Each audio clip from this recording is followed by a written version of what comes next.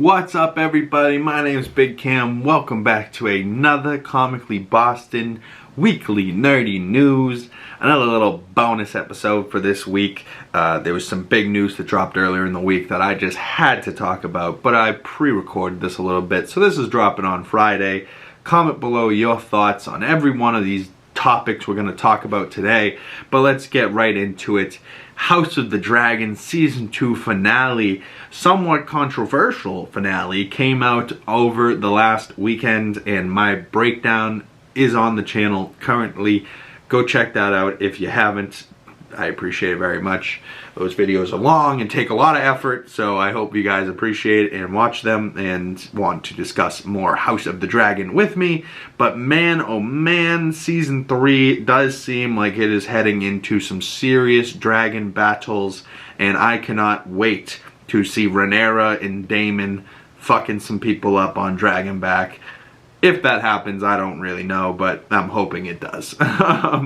There's also this phenomenal shot in the final episode of Rhys Ifans returning as Otto Hightower. We have no idea where he's been, but I love this behind the scenes picture of Otto sitting on the throne in a time where cell phones aren't a thing, on the phone flipping off the camera. You're like, God damn it, Otto, what is wrong with you? But the future of Game of Thrones. We know that House of the Dragon will likely start filming next year in 2025, meaning it's probably not going to come out until 2026. But the people of the Game of Thrones universe over at HBO have thought about this, and they go, we want Game of Thrones every single year, no matter what. So it seems we're getting a new spin-off show in 2025 set to premiere called A Knight of the Seven Kingdoms, following a knight by the name of Duncan the Tall, which I find quite interesting. And if it's anything like House of the Dragon, I'm here for it. You know, like, it's probably won't be because it's not going to have to do with Targaryens and dragons. But I also don't know when this is set. It's probably going to be set between House of the Dragon and Game of Thrones, somewhere in that middle period. So maybe it's like 75 years till Game of Thrones. I don't know, getting closer and closer to Game of Thrones, the beginning of it. Maybe that will lead somehow right into Game of Thrones, and we'll see the Mad King, that type of stuff. I don't know. But we also know that there's other live action projects in development. Aegon's Conquest, following obviously Aegon the Conqueror and his two sister wives and the three biggest dragons, one being Rhaegar, Balerion, and there was another one, I think Visenya. Either way, the three, I would love to see that, you know, even further back, go even further to before House of the Dragon, you know, like, that would just be awesome. There's also one called 10,000 Ships. Now, just logistically, you know, if they wanted to build 10,000 ships and then put them out in the ocean and film them, that's a lot of damn ships, you know, like, that will probably take years just to get to ships if they want to do this live action. Or it will take lots of visual effects, right? Say they build 100 ships and then have to duplicate that 100 times or whatever that math works out to. 1,000 times. I don't know. Like, that would be a lot. But then there's a third Untitled show that might follow a Baratheon, looks like, in that picture over there. So with the big horned, antlered helmet swinging an axe or a hammer. I wouldn't mind seeing a Baratheon-based show. Maybe Robert the Baratheon's Rebellion, or whatever they called it. I don't know. But there's also animated shows coming. The 9 Voyages, which I believe is focused around Corlys the Sea Snake. The Golden Empire, which I'm only guessing that that's going to have to do with the Lannisters, right? Like Golden Lions, Gold, Casterly Rock. I don't know. There's all guesses here. And then the final 2 animated shows are Untitled, and I don't know what those are going to be about. But from that falling dragon in one of those pictures, falling to its death and the fire in the background, maybe it's going to be an animated show showing the doom of Valyria. Now, personally, I would want to see that in live action, but maybe it's just too hard in live action. All those dragons, lava, you know, maybe it will just be easier to do an animation. Either way, though, it would be really, really cool to see that. And just the fact that they have Game of Thrones animation in the works, I find cool as hell. I didn't know they were doing animation for Game of Thrones, other than that little like spoof stuff they do every now and again, or they were doing when Game of Thrones was running. They did like what was it called? It was like Game of Hoops or something, and it was like the Celtics and like, you know, the LeBron and like the faces of the NBA as people in the Game of Thrones, and it was like all a joke. That shit was funny. Game of Gnomes or something like that. I don't know. Something like that. But comment below. What are your thoughts on Game of Thrones season finale? Are you excited for season 3? Are you excited for those other shows? I'd love to hear those things down in the comment section below. But the main topic of today that I really was dying to talk about is The Last of Us Season 2 just dropped its first look, and this poster here says, "Welcome to Seattle." And yeah, The Last of Us Season 2, 2025. I'm so hyped for that. You know, I hope it's January fucking 2nd of 2025, so we don't have to wait all that long into 2025. But man, am I counting the seconds until I can break down that show. Season 1 breakdowns for The Last of Us are already on the channel. I loved that show when it came out. It made me get into The Last of Us video games because I was like, Pedro, Bella Ramsey, I like both of them. Maybe I will watch this show, but I also feel like I should play the games first. And then I played the games. And both of The Last of Us games are two of the best games I've ever played in my entire life. And I'm not a huge gamer, but I play enough games to know if a game's bad or good. And that game was phenomenal. And I'm not even like a zombie guy. I'm not into scary stuff. I'm not into jump scares. But that movie, or that game, had me on the edge of my seat so bad. Like, I think I finished both games in like 3-4 days total time. You know, like in like time spent just over like 3-4 days, just banged out these games, and then played them again because I finished and I was like, oh, I kind of want to keep experiencing that. So then as the show was running, I was playing the games. Phenomenal. Really enjoyed myself there. But there's a lot of game parallels, right, to these first look. Like, you know, it was like a quick little teaser coming in 2025 HBO shows, and they toss these little quick clips that they have shot already for season 2 of The Last of Us. I believe they're actually still filming up in Vancouver or something. So we see a side-by-side shot of Tommy, played by Gabriel Luna in the show, versus in the game, played by Jeffrey Pierce. Tommy was a sniper in the game, and he looks like he's sniping again here in the snow for this top image. I really liked Gabriel Luna in that role too, so I hope they expand the character of Tommy a bit more in season 2. Jeffrey Wright returning. He voiced this character of Isaac in the games, and he's returning to reprise his role, and looks like damn near the same shirt. You know, just less hair, because, you know, Jeffrey Wright. But Jeffrey Wright, in season 2, I am ecstatic for this. He's a phenomenal actor, and if he's playing a villain, that villain's going to be even more terrifying than he is in the game. And in the game, he's talked about, but he's not, like, flushed out. And that's what I think this show is going to do so much better. Like, the game is phenomenal to play, but, like, if you're going to do a show, you have to do some things differently. Like, it just doesn't translate the same. So I think they're going to flush out Tommy's character, characters like Isaac. It's going to be really something special. We get our first look at Caitlin Devers as Abby. And if you guys know from the game, this is a crazy scene where there's a bunch of zombies running after her, and she's pinned down underneath the fence. She's crawling, and then somebody finds her right at the end of this that we were not expecting. And we didn't even know who Abby was at this point. So, I don't know. People in The Last of Us 2 really were mad about the Abby character. So mad. I loved her. I thought it was awesome. But at first, I was like, who the fuck's this bitch? You know what I mean? Like, why the hell are they just making us play as this girl when we want to play as Joel and Ellie? And then shit goes down in part 2. Let me tell you what, you thought shit went down in part 1? Nah, shit goes down in part 2. A beautiful parallel here between Ellie in the games versus Bella Ramsey Ellie in the show.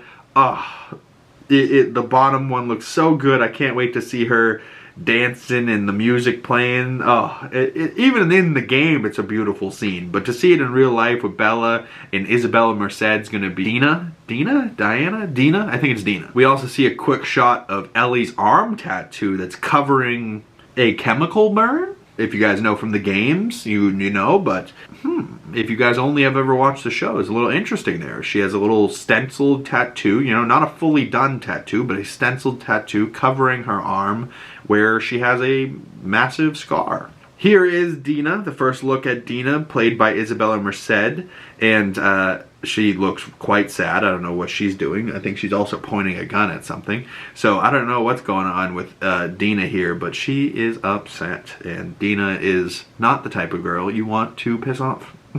But this clip had a great shot of Pedro Pascal as Joel. His hair's long. He looks so handsome with the long hair, and even longer than Joel's hair was in the game, right? Like, he really grew out the hair, and they did some special stuff with some curl activator and just the comb, you know, really got that going in the right directions, if you know what I'm saying. But Pedro delivers a perfect line in this little teaser trailer to, I believe, Catherine O'Hara, the mom from Home Alone, freaking Kevin, that lady, but now she's much older. I don't know what she's playing in this. She's got a unnamed character's roles, maybe a new character for just the show, wasn't in the games, but Joel, she asks, what did you do to her? And he goes, I saved her. And that's the end. And that's like a great line in the game. But he says it to his brother in the game. So whoever this Catherine O'Hara is, maybe she's playing like a therapist type of deal.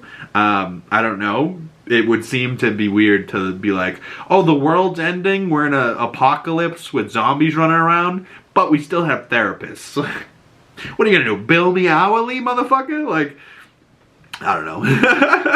But comment below, what is your excitement levels for The Last of Us Season 2? Do you even know what The Last of Us is? Have you played the games? Comment below. I'd love to know all these things.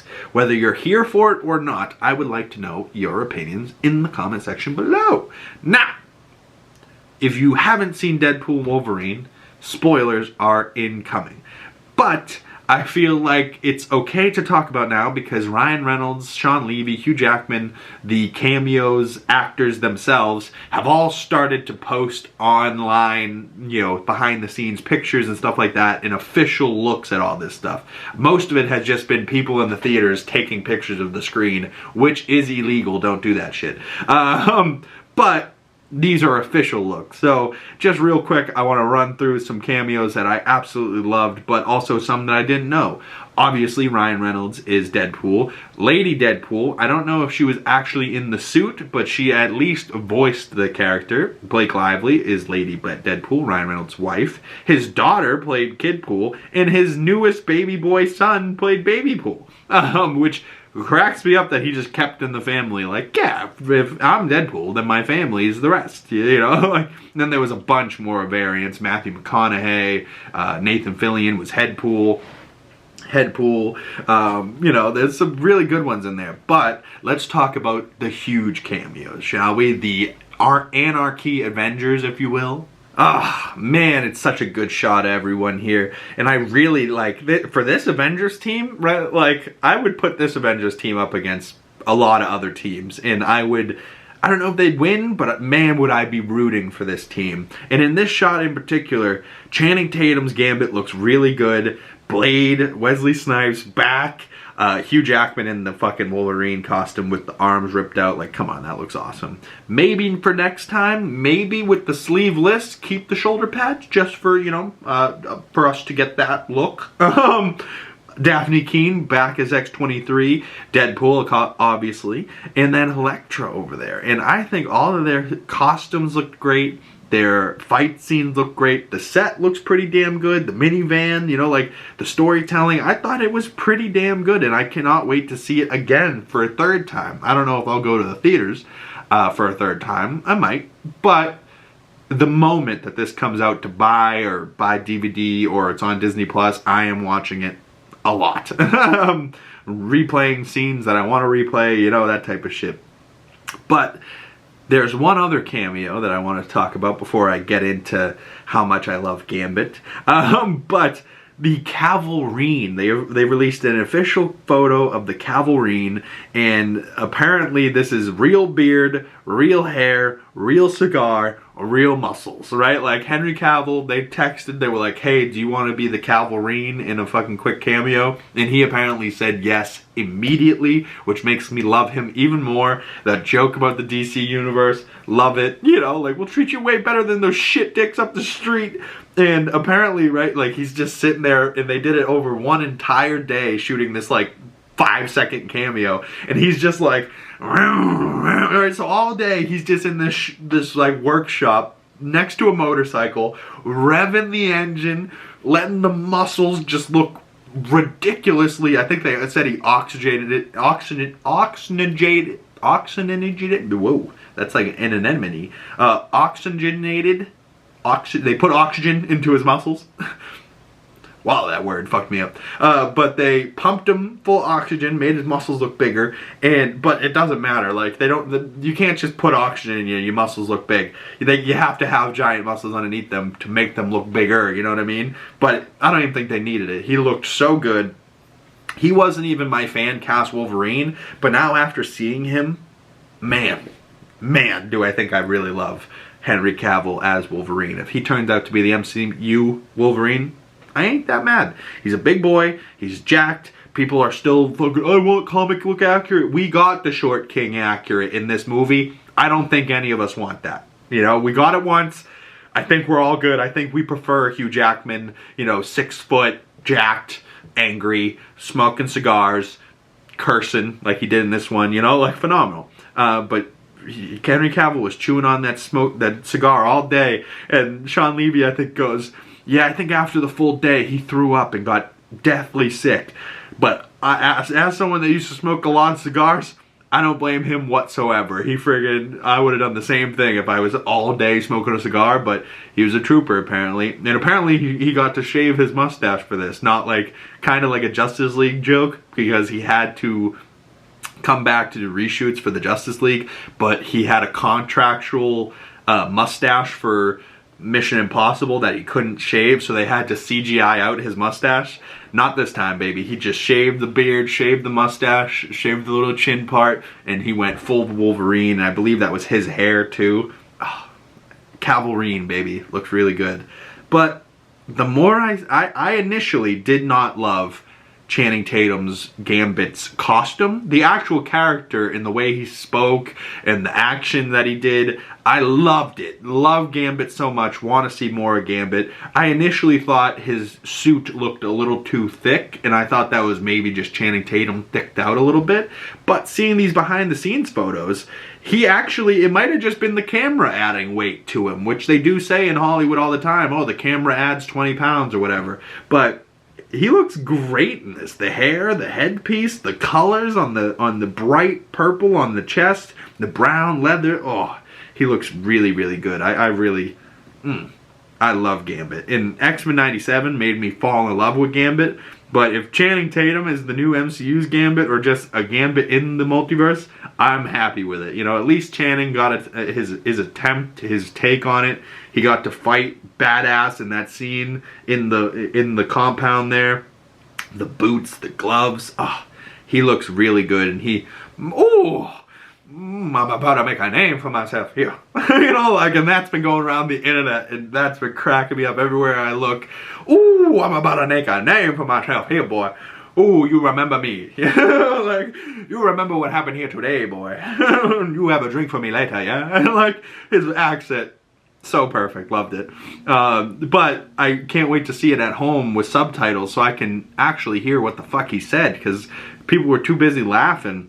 I will say, in my second showing, not as much hype for the Elektra, right? Like, in the Thursday night, opening night showing I went to, every time a new character popped on screen was explosions from the audience. Sunday was a much more laid-back audience. They wanted to see the movie, but they didn't know any of the cameos. They clearly had no knowledge of what was about to happen. But then, when it happens and they see it, they kind of were just watching the movie, taking it in. I was like, no one's going to lose their mind over Blade or Elektra?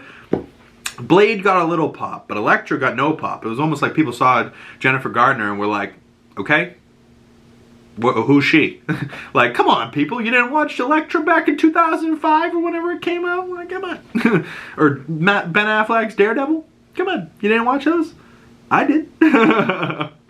But the final topic of today, Marvel Studios, along with their San Diego Comic-Con titles that they released, they also have 4 upcoming titles, movies that they just slated for release that have no, they're all untitled. So, but they added 2 for 2026 and 2 for 2027 that aren't Avengers Doomsday and Avengers Secret Wars. So the current timeline right now is Thunderbolts, May 2nd to 2025 for next year. I believe before that, February of 2025, we get Captain America Brave New World. They just forgot to add it here.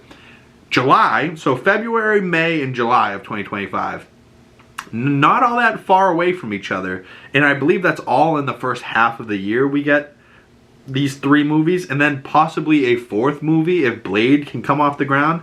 July 25th of 2025, we get Fantastic Four First Steps, and then we're going to get Blade, hopefully, if that can get off the ground and filmed by November 7th, 2025. And then they have February 13th, 2026 lockdown. May 1st, 2026 is supposed to be Avengers Doomsday. November 6th, in between Avengers Doomsday and Secret Wars, there will be another Marvel movie, November 6th, 2026. May 7th, 2027, we'll get Secret Wars. And then July 23rd of 2027, we will get another film. And then November 5th of 2027, we'll get another film. So what do we think these movies are? Marvel knows, but they haven't given us titles yet. I'm thinking the one right before Doomsday will be a Spider-Man 4. Or like a Doctor Strange 3. Vice versa with the November 6th of 2026. I think that will be Doctor Strange 3 or Spider-Man 4 or vice versa. And then the 2 2027 movies are really up in the air. Could be Shang-Chi 2, could be Avengers vs. X-Men, could be a Deadpool Wolverine 2, you know, or continuing that story. What else is out there? You know, could be a Cap 5, I guess. Could be a Fantastic Four 3, I don't know, 2, whatever, 5, whichever one it is. But as far as the titles that we do know that are coming, Thunderbolts, Fantastic Four, Captain America Brave New World, Avengers Doomsday, Avengers Secret Wars, possibly Blade, I'm happy with all of those. I'm interested in all of those. I would like to see all of them.